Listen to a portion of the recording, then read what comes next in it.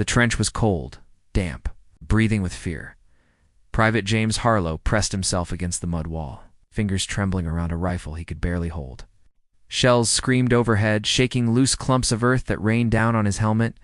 He shut his eyes, clamped his hands over his ears, and prayed to be anywhere else but here. He had been afraid all his life as a boy.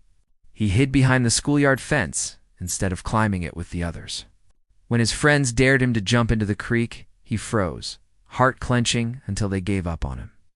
He remembered the disappointed look on his father's face the day he quit his first job, without even trying to speak up for himself, and the girl, Emily, whose smile he adored, but whose eyes he never found the courage to meet. He lost all of them, slowly, quietly, to the same smallness inside him.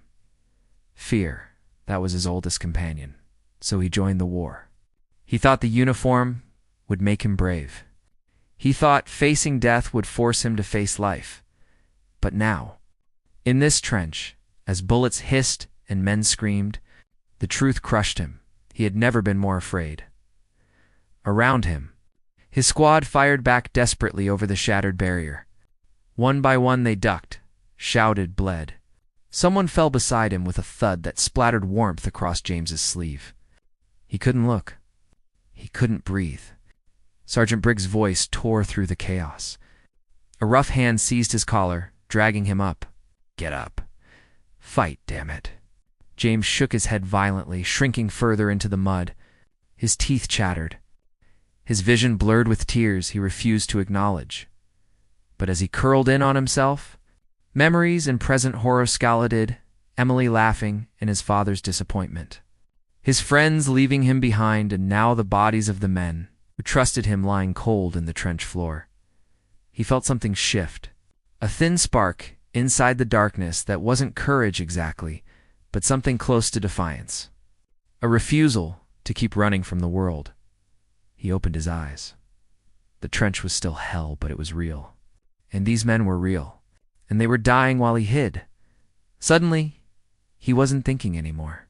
He shoved himself to his feet, rifle clutched tight, and climbed the trench wall as shouts and gunfire tore the air. For one heartbeat, he stood tall in the open, breathing the freezing wind like it was freedom. Then a crack split the world. James felt a sharp, white-hot punch to his chest. His breath caught. Warmth spread across his uniform, far too fast, far too much. His knees buckled, and he tumbled back into the mud. The sky above him blurred into streaks of gray and smoke. The screams faded. Even the fear, the constant, suffocating companion of his life, seemed to loosen its grip. In its place came only confusion, soft and strange, as though the world were slipping beyond his reach. He tried to lift his hand, but the darkness folded gently inward, and the noise of war drifted away.